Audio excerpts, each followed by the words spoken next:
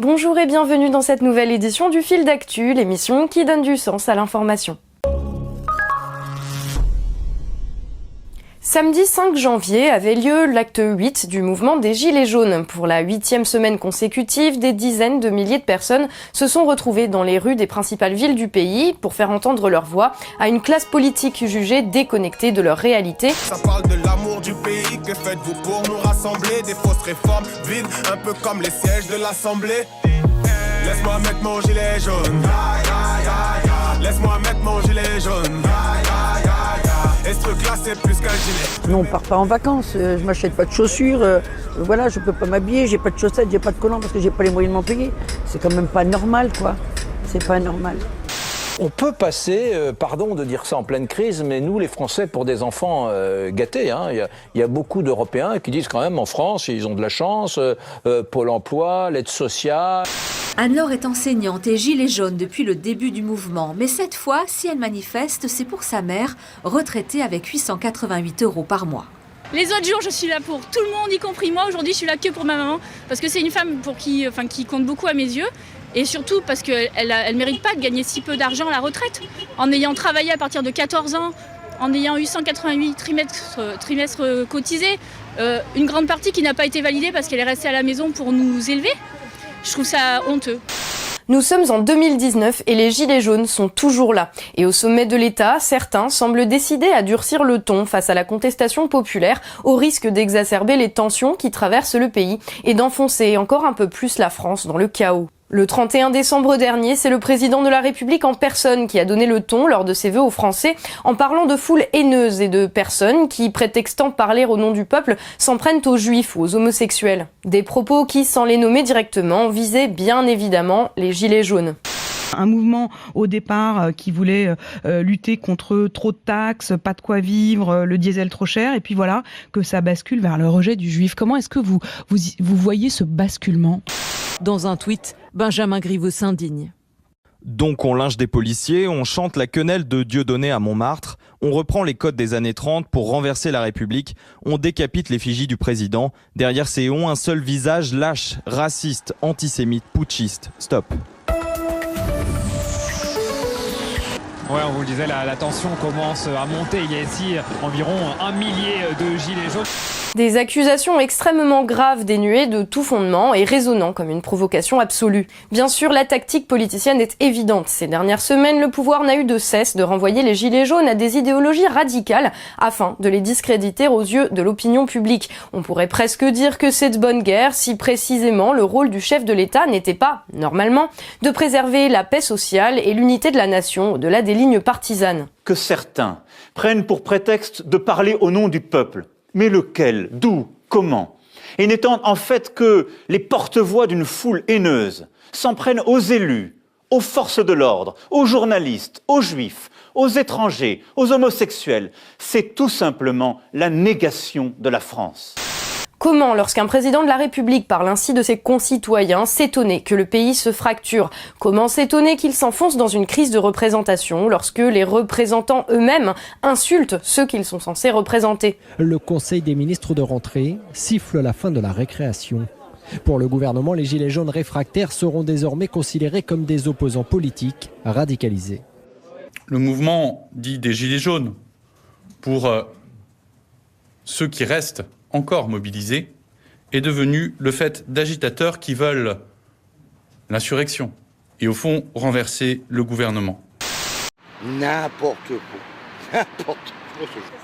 En tant que solidaire des Gilets jaunes, nous sommes bûcherons. Nous avons livré 3 camions de bois au total. Et voilà, nous recevons l'amende parce que le temps de décharger le camion de bois, soi-disant, on a été pris à la caméra posée là au rond-point. Il y a des gens qui sont RSA, des gens qui sont à la retraite, des gens qui sont au chômage. Je pense que voilà, c'est vraiment le moyen qu'ils ont trouvé pour essayer de nous faire peur quelque part. La loi, rien que la loi, toute la loi. Et si certains ont des problèmes avec le respect de la loi, ce sont effectivement les personnes les plus radicalisées.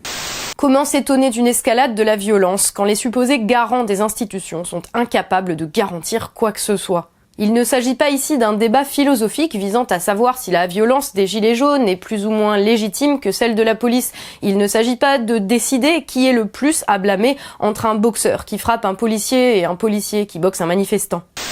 Voilà, moi quand j'entends les gueux, quand j'entends les sans-dents, moi je me sens concerné parce que je suis français, je suis fier d'être français, je ne suis pas d'extrême gauche, je ne suis pas d'extrême droite, je suis un citoyen lambda, je suis un Français, j'aime mon pays, je me suis fait gazer et à un moment la colère est montée en moi et oui j'ai mal réagi, mais je me suis défendu et voilà Ce que je ne comprends pas, c'est qu'on ne donne pas les moyens aux policiers de mettre fin à ces violences. Enfin, c'est insupportable. Mais parce qu'il y a un risque. Non, le risque que vous connaissez. Mais alors, écoutez, franchement, quand on voit des types qui tabassent à coups de pied un malheureux policier qui est par terre, mais enfin... Voilà, qui se servent de leurs armes une bonne fois. Écoutez, ça suffit. Voilà, il y a un moment où ces espèces de nervis, ces espèces de salopards d'extrême droite ou d'extrême gauche ou des quartiers qui viennent taper du policier, ça suffit. Arrive un moment où il est du devoir et de la responsabilité particulière d'un président de la République de faire passer la cohésion nationale avant les intérêts politiciens. Lorsqu'en période de crise, un président dit de ses opposants qu'ils sont la négation de la France, c'est une attitude irresponsable. Lorsqu'il promet un débat national tout en précisant que quoi qu'il arrive, il maintiendra le cap de sa politique, rendant de fait tout débat inutile, c'est une attitude irresponsable. Lorsqu'il privilégie l'affrontement et le passage en force à l'écoute et au compromis avec son propre peuple, c'est une attitude irresponsable. Nous devons aller sans doute encore plus loin dans le changement, être encore plus radicaux dans nos méthodes, dans nos manières de faire. Le gouvernement, dans les prochains mois, devra poursuivre ce travail pour ancrer nombre de ces réformes dans notre quotidien, mais aussi pour changer en profondeur les règles de l'indemnisation du chômage. Je traverse la rue, je vous en trouve, ils veulent simplement des gens qui sont prêts à travailler. Le gouvernement durcit le ton contre les chômeurs. Le décret publié dimanche est plus sévère que prévu. Par exemple, un demandeur d'emploi ne pourra plus refuser 2 offres jugées raisonnables sous peine de perdre son allocation. Il ne pourra plus non plus rejeter une offre d'emploi, même si le salaire est bien inférieur à celui qu'il touchait auparavant.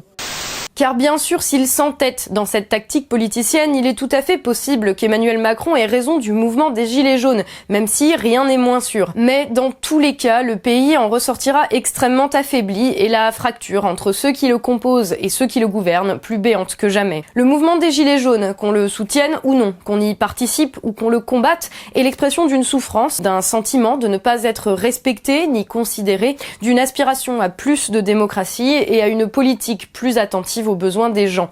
Sur le long terme, y répondre par le mépris, par la violence et par l'entêtement ne peut qu'aggraver le problème. Qu'Emmanuel Macron réfléchisse bien à cela. Souhaite-t-il vraiment que l'histoire se souvienne de lui comme du président qui aura plongé le pays dans le chaos? Si tel est le cas, qu'il persiste dans cette folie. Les Français ne manquent pas de ressources et ils se chargeront de reconstruire sur les ruines qu'il aura laissées en partant.